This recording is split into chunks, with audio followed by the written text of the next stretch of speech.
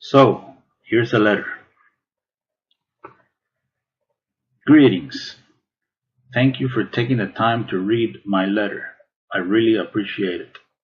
My name is Nisin R. Lopez. I'm a 43-year-old Cuban American artist based in Miami, Florida. I am contacting you in order to denounce a hideous crime that is being perpetrated against me here in the United States of America. Contract stalking and electronic weapon assaults sponsored by corrupt elements in the US government. Yes, I am a targeted citizen. I've been experiencing organized harassment sponsored by the authorities since January of 2011. This thing ruined my life. You might be saying to yourself, what exactly is organized harassment, right? Well, this is not easy to explain, you know. One could say that contract stalking is bullying on steroids, covert harassment, organized group stalking, or community-based mobbing is pretty much a form of political repression, extrajudicial punishment. Organized stalking is a secret program of the US government designed to destroy targeted individuals emotionally and psychologically through dark neurolinguistic programming and negative aversive stimuli. We're talking here about a multi-layered interagency program. Law enforcement is behind this, the intelligence community is behind this, and third-party contractors are behind this.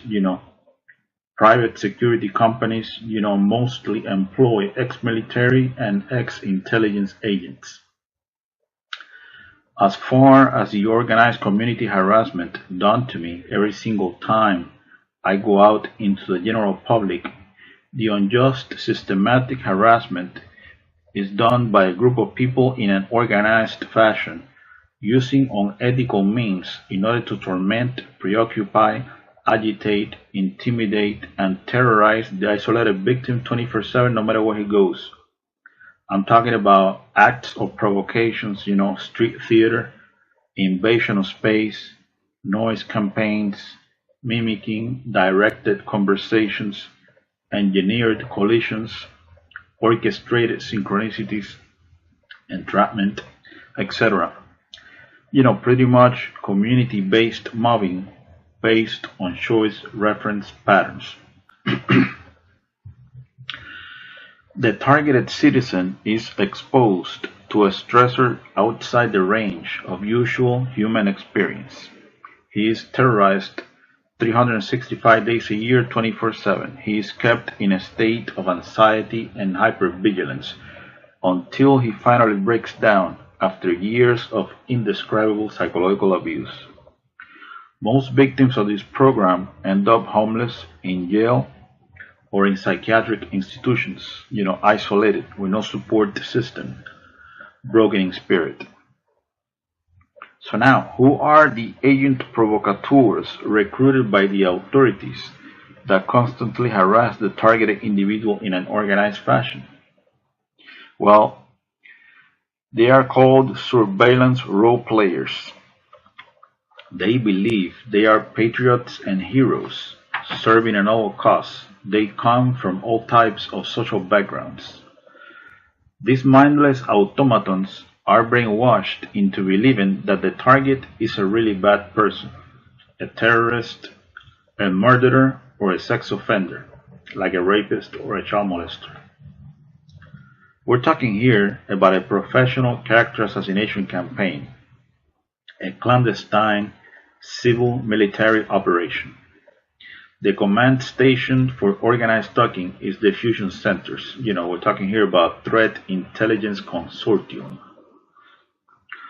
Overall, contract stalking is a secret, illegal, long-term, unconstitutional surveillance program designed to neutralize outspoken, politically incorrect freethinkers that are designated as enemies of the state, even if they are just innocent, harmless, law-abiding citizens that pose no real threat to anyone.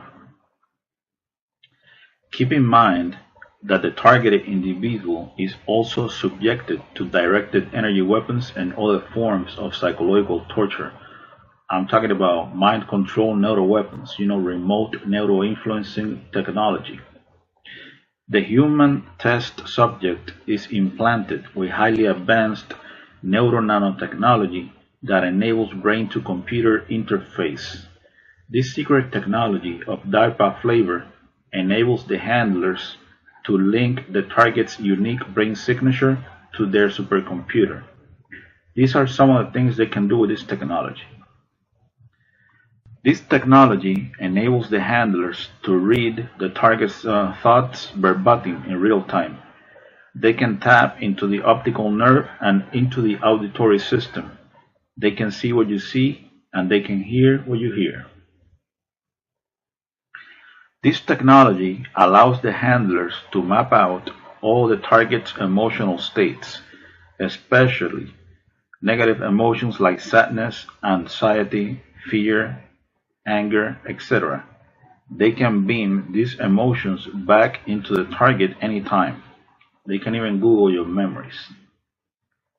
This technology can be used to implant words, phrases, images, and motion pictures into the target's psyche or natural stuff. The idea behind this is to make the target believe that those are his real thoughts when they are not, synthetic telepathy. This technology can be used to control dream cycles and sleep patterns. They can deprive the target of sleep. This technology can be used to control the muscle movement of the target, causing spasms. They can also inflict pain in any part of the body. This technology can be used to sexually manipulate the target. It can make the target feel sexual arousal, or it can sort of turn off the target's sexuality altogether. It can also be used to manipulate the hormones of the target, thus lowering and raising estrogen and testosterone levels in women and men respectively. This technology can also be used to eliminate the target with an artificial heart attack that generates no forensic evidence. Pretty amazing stuff, right? All the experiences of the human test subject are stored in a supercomputer that predicts behavior based on past choices. I think the ultimate end of this program is to create a digital clone of the target's brain.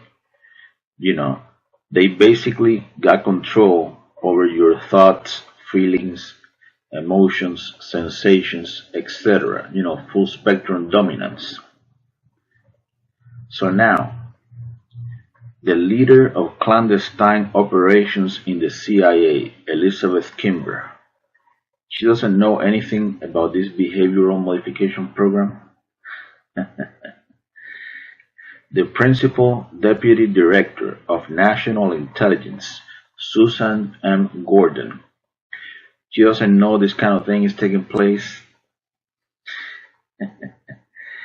The Director of the Defense Intelligence Agency, Robert P. Ashley, he doesn't know this is going on. The Assistant Attorney General of the National Security Division, John Charles Demers, of the Department of Justice, he doesn't know this is going on. The Director of the FBI's Terrorist Screening Center, Charles H. Cable, he doesn't know this is going on. The Undersecretary of Homeland Security for Intelligence and Analysis, David J. Glove, he doesn't know this is going on. Of course they all know this is going on.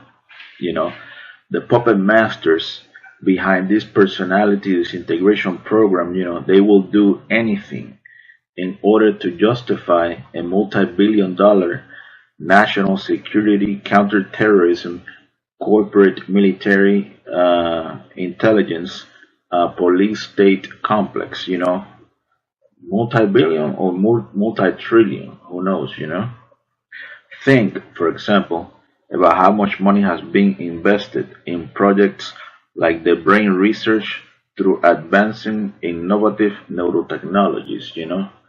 This transhumanism agenda is big business. So, let's go ahead and put this into perspective. Conclusion. On one hand, we got heavy, overwhelming, multi-layered, organized community harassment designed to drive a person crazy.